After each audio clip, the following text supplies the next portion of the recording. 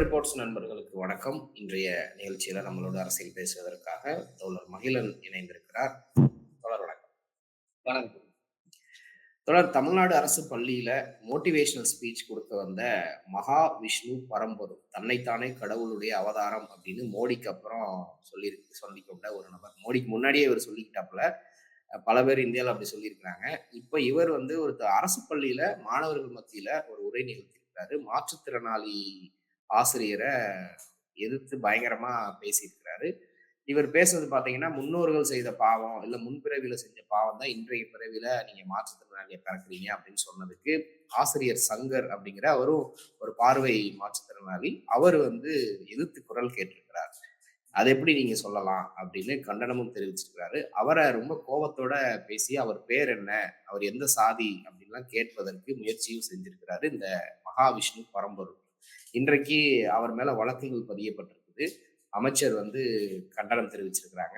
எல்லா பக்கத்துல இருந்தும் எதிர்ப்பு கிளம்பி இருக்குது. அரசு வந்து ஒரு சுற்றறிக்கையை விட்டிருக்கிறாங்க. இனிமே பள்ளிகள்ல நடக்கிறதுக்கு முறையான அனுமதி வாங்கணும். என்ன பேச போறாங்க? ஆன்மீக சம்பந்தப்பட்ட எந்த ஒரு இதுவும் நடக்கக்கூடாது அப்படின்ற ஒரு அறிவிப்பும் வெளியிட்டிருக்கிறாங்க. இதற்கு பின்னணியில என்ன இருக்குன்னு நீங்க நினைக்கிறீங்க தோழா? அவர் வந்து ரொம்ப ஆச்சரியமா இருக்கு. அவர் பேசுற பேச்சு வர்றது ரொம்ப ஆச்சரியமா இருக்கு. அவரு ஆசிரியர்கிட்ட கடுமையா வாக்குவாதம் பண்றாரு. அதாவது எள்ளி நகையாடுறாரு. அதற்கு மாணவர்களும் கைத்தட்டி சிரிக்கிறாங்க. அந்த இதெல்லாம் வருது. கேள்வி கேட்கிறாரு. கேள்விக்கு பதில் சொல்லாம உன் பேர் என்ன? நீ என்னவா இருக்கிற? ஏன் அதாவது கருணை தான் கடவுள் கருணையானவர், கருணை மிக்கவர் அப்படின்னு நினைக்கிறோம். அப்படி இல்ல. அப்படி இருந்தா இங்க ஏன் ஏழை பணக்காரன் வித்தியாசம் இருக்கு? ஏன் ஒருத்தன் பணக்காரனா இருக்கான், ஒருத்தன் ஏழையா இருக்கான், ஒருத்தன் உயர்ந்தவனா இருக்கான், ஒருத்தன் தாழ்ந்தவனா இருக்கான். அப்படிலாம் கதை சொல்றாரு. அப்போ கடவுள் தான் இந்த இன்இக்வாலிட்டியை உருவாக்குனாரு அப்படிங்கிற சனாதன கோட்பாட்டை அவர் நிறுவ பார்க்கிறார். ஆனா உண்மை அது அல்ல அப்படிங்கிறது நம்ம அறிவியல் பூர்வமா பதில் சொல்ல வேண்டியிருக்கு.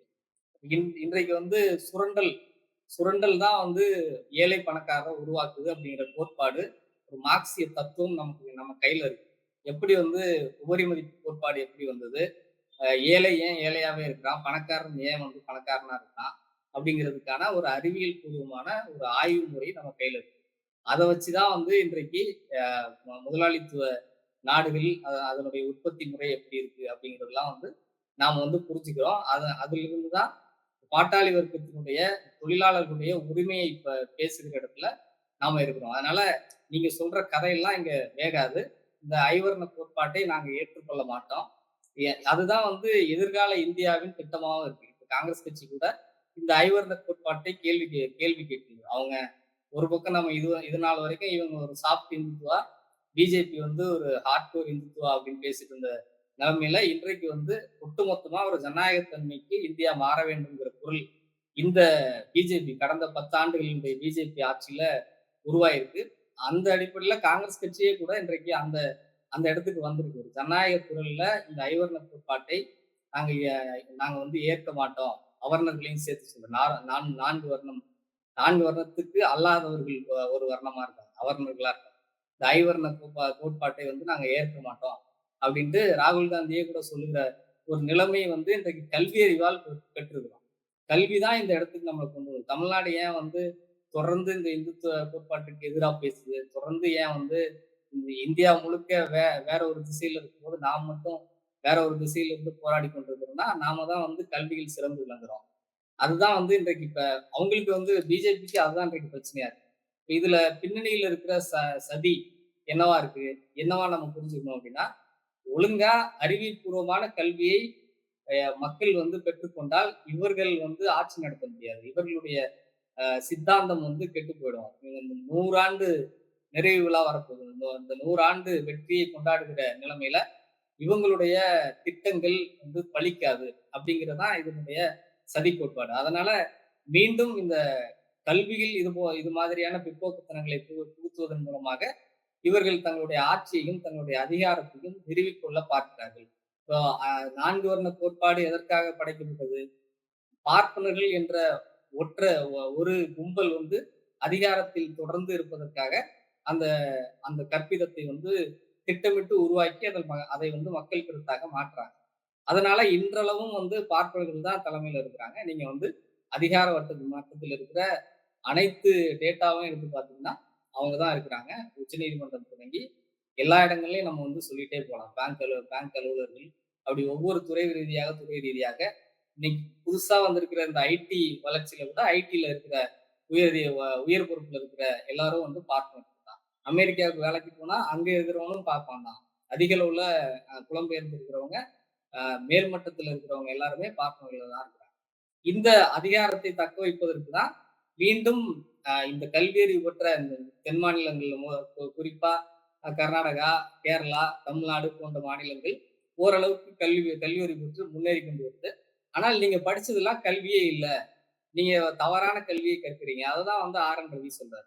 ஆர்.என். ரவி வந்து 70% பேர்களால் இரட்டை இலக்க எண்களை கூட படிக்க முடியல. 40% மாணவர்களால் அவர்களின் பாடப்புத்தகங்களை கூட வாசிக்க முடியல அப்படின்னு சொல்றாரு.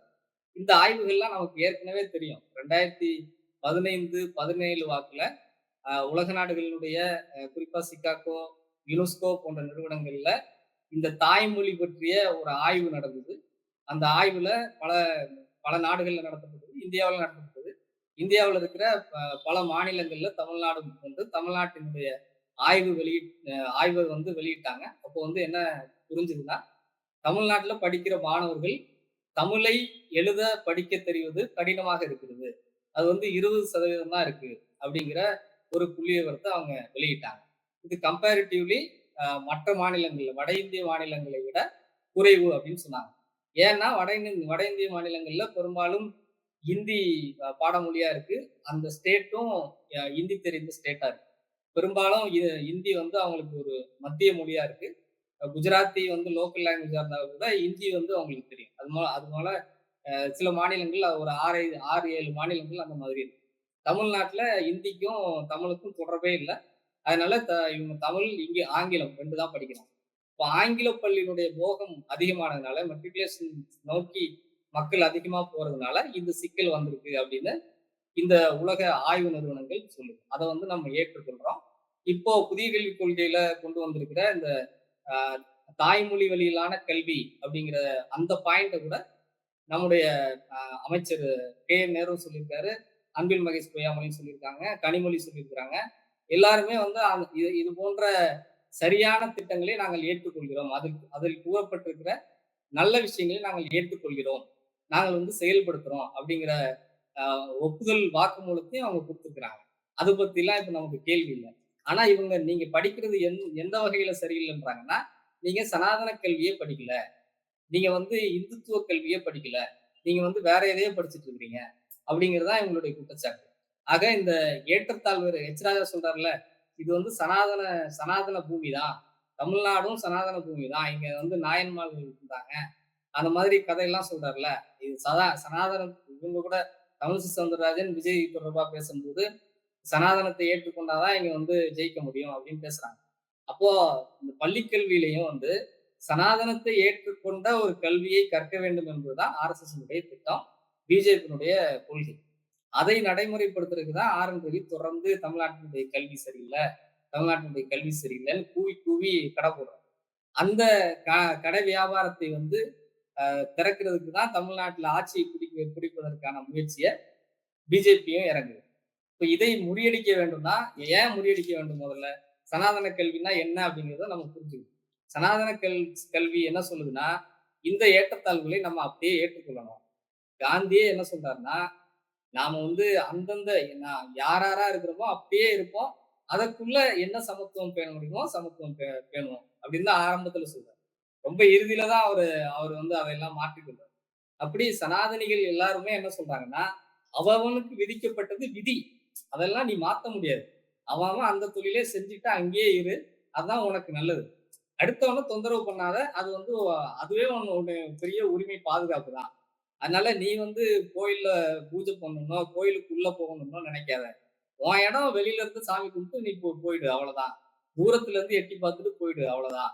அதே போல உனக்கு என்ன கல்வி வரும்? உனக்கு வந்து உங்க அப்பா வந்து விவசாயியா இருக்கானா, போய் நிலத்த உழுவத பத்தி படி. உங்க அப்பா வந்து தச்சு தொழில் பண்றானா, போய் நெய்தல பத்தி படி. அந்த மாதிரி உனக்கு ஏற்ற கல்விய அது மாதிரி பொண்ணு கட்டுற வரைக்கும், நீங்க வந்து உறவு கொள்றது வரைக்கும், உன் சாதிக்குள்ள பண்ணிக்கோ. அதான் பிரச்சனை இல்லாம சுமூகமாக நடக்கும். உன் வீட்ல செய்ற வேலை, நீ செ நீ செ உண்ணுகிற உணவு சமைக்க தெரிஞ்ச ஒரு பொண்ணு வந்தா தான் உன் குடும்பம் சுமூகமா நடக்கும். இதுதான் வந்து அவங்களுடைய கற்பிதம். ஆனால் இன்றைக்கு ஒரு உலகளாவிய குளோபலைசேஷன் பேசிட்டு இருக்கிறோம். நீங்க வந்து எல்லாத்தையும் வந்து உலக வர்த்தகத்துக்கு மாத்திட்டு இருக்கீங்க. பிரைவேடைசேஷன் கொண்டு போயிட்டு இருக்கீங்க. இந்த காலத்துல இதெல்லாம் உதவாது. இன்றைக்கு வந்து எல்லோரும் எல்லா இடத்துக்கும் போய் வேலை செய்கிற ஒரு நிர்பந்தம் வருது. வேலை வாய்ப்புகள் இன்றைக்கு எல்லா இடத்துலயும் இருக்கு. இன்னொரு பக்கம் வேலை இல்லாமை வந்து நாடுகள்ல பெருகி இருக்கு. அதனால உணவுல இருந்து, உற்பத்தியில இருந்து எல்லாமே உலகம் சார்ந்து இன்றைக்கு மாறிக்கிட்டு இருக்கிற நிலைமையில இந்த சனாதன கோட்பாடு நமக்கு ஒவ்வாது. இன்னொன்று அறிவியல் பூர்வமாக இதை நாம் ஏற்றுக்கொள்ள முடியாது. இது வந்து ஒரு சமத்துவத்திற்கான காலம். ஜனநாயகத்தை நோக்கி முன்னேறுவதற்கான ஒரு காலம். இந்த இந்த கட்டத்தில் இந்திய மக்கள் இதனை வந்து முற்றிலுமாக புறக்கணித்தால் தான் நாம் அடுத்த கட்ட நகர்வுக்கே செல்ல முடியுங்கிற கட்டாயத்தில் இருக்கிறோம். அதனால இந்த நேரத்துல இது போன்ற விஷயங்களை முழுமையாக நாம் வந்து மறுத்து மக்களும் சரி, ஆட்சியாளர்களும் சரி விழிப்போடு இருக்க வேண்டும் அப்படிங்கிற எச்சரிக்கையை நான் சொல்ல வேண்டியது. கண்டிப்பா தோழர். இப்போ ஆன்மீக சொற்பொழிவு அப்படிங்கிறப்ப ஆன்மீகத்த கையில எடுத்து அது மூலமா அரசியல் பண்றதா பாஜகவுடைய தந்திரமா பார்த்திருக்கிறோம். சமீப காலமா பாஜகவும், திமுகவும் அண்டர் டீலிங் வச்சிருக்கிறாங்க அப்படின்னு அதிமுகல இருந்து எல்லாரும் பலரும் குற்றச்சாட்டிட்டு வராங்க. இப்போ அன்பில் மகேஷ் பொய்யாமொழி அமைச்சர் அவரு கூட பார்த்தீங்கன்னா, இந்த பரம்பொருள் அவரு இருக்காரு இல்லையா? அவரு வந்து ஒரு ஃபோட்டோ அவர சந்திச்ச மாரி ஒரு ஃபோட்டோ வந்து சர்க்குலேட் ஆயிருக்கு. ஸோ இவங்களுக்குள்ள ஏதோ ஒரு டீல் இருக்கு. இப்போ வந்து எக்ஸ்போஸ் ஆனதுனால இவங்க வந்து சமாளிக்கிறாங்க அப்படிங்கிற ஒரு கருத்தும் நிலவுது. இந்த கருத்தை எப்படி பார்க்குறீங்க? ஆமா அவரு நம்ம பேச்சாளர் லியோனி கூட இருக்கிற மாரி ஒரு போட்டோவும், அவர் லியோனி வந்து எல்லாரும் திமுகவினுடைய நட்சத்திர பேச்சாளர். எல்லாரும் கூட எல்லார் போட்டோ கூடயும் எடுத்துக்கலாம். ஆமா. எல்லார் கூடயும் இருக்கிறாரு. அந்த மனோ மாரி இருக்காரு. தங்கராஜ் கூட இருக்கிறாரு. அந்த போட்டோ வச்சு நம்ம ஒண்ணும் கருத்து சொல்லல. ஆனா நீங்க சொல்றது ஒரு முக்கியமான விஷயம். இவங்க வந்து இந்த மாரி எக்ஸ்போஸ் ஆனா மட்டும் தான் அதுல கருத்து சொல்றாங்க. இந்த ம். மாரி வெளிப்படையா வெளியில நியூஸ் ஸ்ப்ரெட் ஆகும்போது தான் அதுக்கு வந்து நடவடிக்கை எடுக்குறாங்க. அதுவும் சில விஷயங்கள்ல நடவடிக்கை எடுக்கிறது இல்ல. இந்த போக்கு தான் நமக்கு வந்து ஆபத்தானது. திமுக வந்து இந்த இந்துங்கிற விஷயத்துல ராகுல் காந்தியை பாராட்டணும். பாராட்டியே ஆகணும். காங்கிரஸ் கட்சி வந்து இதை எதிர்த்து பேசுகிற, இதற்கு எதிராக ஒரு ஜனநாயக குரலை எழுப்புகிற ஒரு இடத்துக்கு வந்திருக்கு. ஆனால் திமுக இதை வந்து ஒரு சமாதான போக்கோடு, ஒரு அவங்களோடு ஒரு இணக்கமாக போய் அத வந்து அவர்கள் போக்கிலிருந்து அதை வந்து அ ஓட்டாக மாத்தணும் அப்படின்னு நினைக்கிறாங்களா? அப்படிங்கிற சந்தேகம் வருது. முருகன் மாநாடு அதுக்கு ஒரு பெரிய எடுத்துக்காட்டு. முருகன் மாநாட்டை இவர்கள் நடத்த வேண்டிய தேவையே இல்ல. அதிலும் நடத்தினா கூட அவங்க வந்து துறை சார்ந்து அவங்க நடத்தினா கூட, அதுல வந்து தீர்மானங்கள்லாம் மிக மோசமான தீர்மானங்களா அமைஞ்சிருக்கு. அப்படி வந்து இவங்க ஒவ்வொரு நிகழ்ச்சிகள்லயும் வெளியில தெரியிற விஷயங்கள்ல தான் நடவடிக்கை எடுக்கிறாங்க. முன்கூட்டியே அதற்கு வந்து ஒரு முன்னெச்சரிக்கை நடவடிக்கை இல்ல அப்படிங்கிறது இந்துத்துவ பிஜேபிக்கு ஆதரவா போனதா நான் நினைக்கல. ஆனா இந்துத்துவ கருத்துக்களுக்கு ஆதரவா போறாங்க. இந்துங்கிற அந்த ஒரு சக்கரத்துக்குள்ள இவங்க சிக்கிக்கிறாங்க. அதனால நம்மளுடைய வாக்கு பறி போயிடுமோ அப்படின்னா அச்சம் கொள்றாங்க. அப்படிங்கிற எச்சரிக்கை வந்து பல தரப்புல இருந்து சொல்லப்படுது. நானும் அந்த மாரி தான் கருதுறேன். இவங்க வந்து இந்துக்களுடைய வாக்கு பறி போயிடக்கூடாது என்பதற்காக இது மாதிரியான சமரச முயற்சிகள்ல ஈடுபடுறாங்க. இது முற்றிலும் தவறானது. தமிழ்நாட்டு மக்கள் மிக ஜனநாயகபூர்வமான மக்கள். அது வந்து ஒரு நீண்ட நெடிய காலமாக நாம் பார்த்துட்டு இருக்கிறோம். எப்போதும் இந்த மாதிரியான மூட நம்பிக்கைகளுக்கு பலியாக மாட்டாங்க. எல்லாமே அவங்களுடைய வீட்டுக்குள் அவங்க அவங்க வந்து வச்சுப்பாங்க. சமூகத்தில் இது எதையுமே பிரதிபலிக்க மாட்டாங்க. அதுதான் அந்த தமிழ்நாட்டு மக்களுடைய சிறப்பே. ஆனால் இதை முற்றிலுமாக புரிந்து கொள்ளாமல் திமுக இன்றைக்கு வந்து இப்படி அந்தர்பல்ட்டி அடிப்பதை வந்து நாம ஏற்றுக்கொள்ள முடியாது.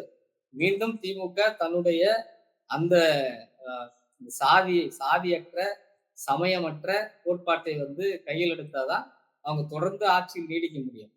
இந்த ம். இந்து மதத்துக்கு ஆதரவான ஒரு நிலையை எடுத்தால் கண்டிப்பாக தமிழ்நாட்டு மக்களால் தூக்கி எறியப்படுவார்கள் அப்படிங்கிறது தான் நிதர்சனமான உண்மை. கண்டிப்பா தோழர். தொடர்ந்து பேசுவோம். தங்கள் கருத்துக்கள். நன்றி. கண்டிப்பா.